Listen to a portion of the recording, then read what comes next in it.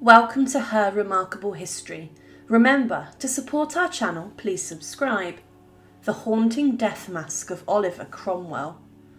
Oliver Cromwell is regarded by some as a heroic man who stood up to the tyranny of King Charles I and defeated the royalist army in the English Civil War against all odds. But to others, he was a war criminal who committed scores of atrocities across the land he took his army, including Ireland. He was a man who campaigned greatly for the execution of King Charles I, and he got his wish on a cold January morning as the king, who many believed had been sent by God to rule, walked out onto the executioner's scaffold in Whitehall in London. Cromwell, after the king's execution, was offered the crown, but he refused it, and instead became the Lord Protector, and he liked to consider himself a watchman of the English realm. But he remained in this position until his death. Following the restoration of the monarchy, his body was exhumed from Westminster Abbey and was subject to a posthumous execution. He was dragged through London and hanged in chains at Tyburn before an executioner took many swings to hack the decaying head off. But following Cromwell's death, a number of death masks were cast of his face, showing his importance, and today they show a haunting image of the man who was considered by Winston Churchill as a military dictator. But what is the story of his death mask?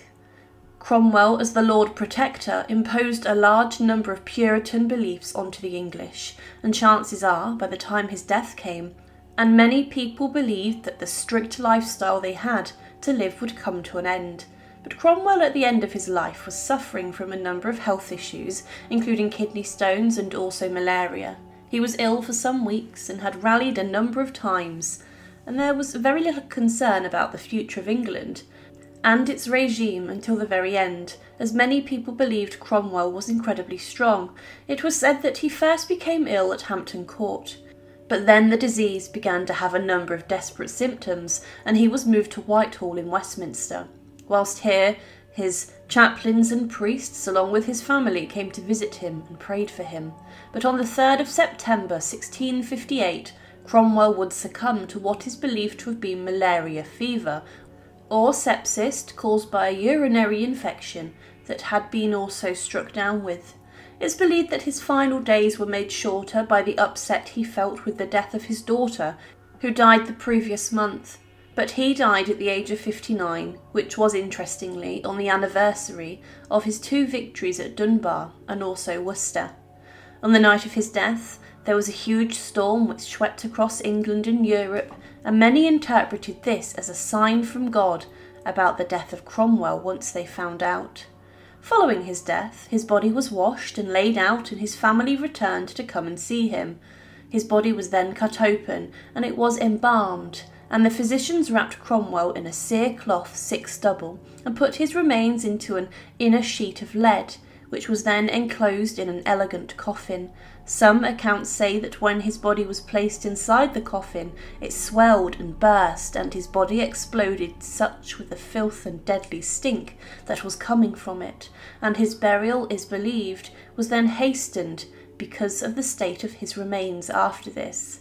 However, as he was so important and was practically a king, preparations took time.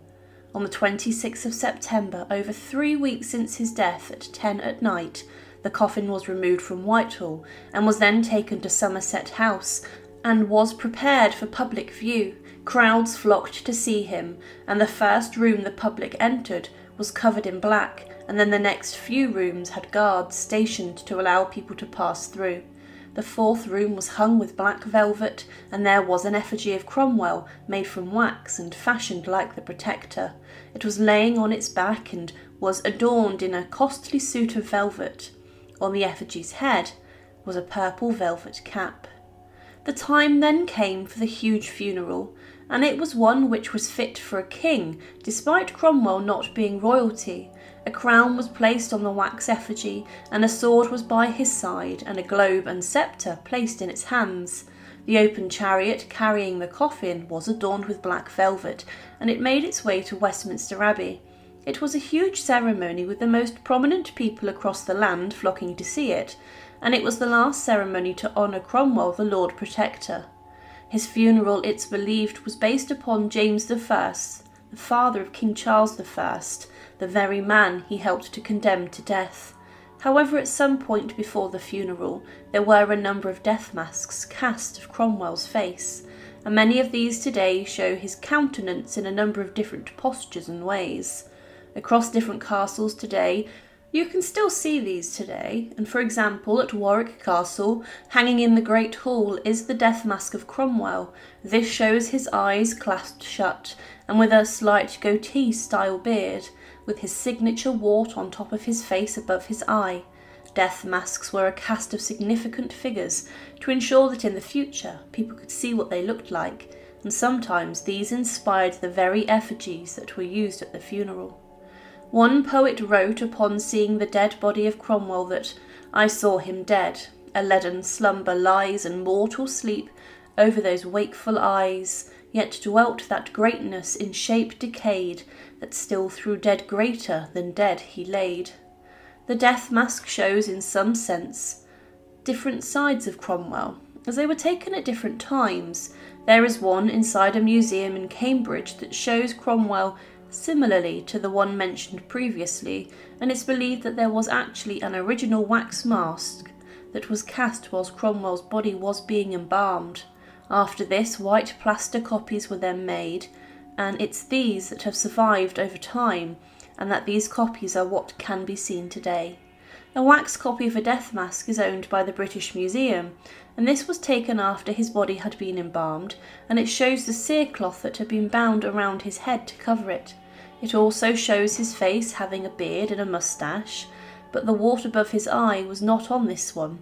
This was given to the museum from Sir Hans Sloane in 1753, and it became less fashionable to own items linked to Cromwell.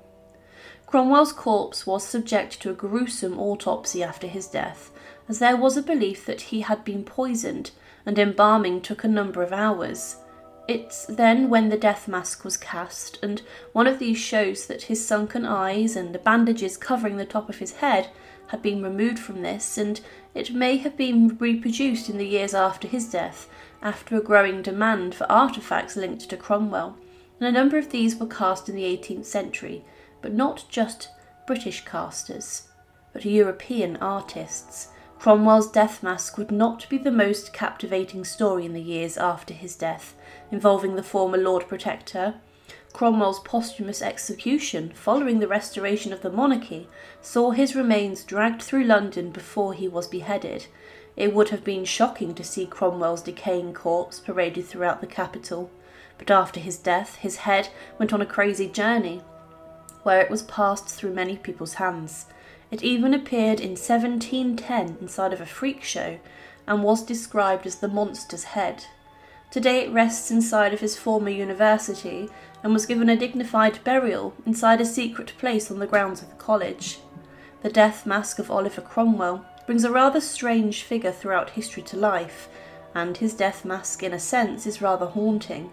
He was a man who petitioned for the execution of the king, and he would even sign the king's death warrant before Charles I was executed by an axeman. Despite looking peaceful in his death mask, he was a man who brought a significant amount of bloodshed to innocent people, and he was a main part of the English Civil War, the bloodiest conflict that ever happened on English soil. Thank you for watching, and to support, please subscribe to Her Remarkable History. Thank you.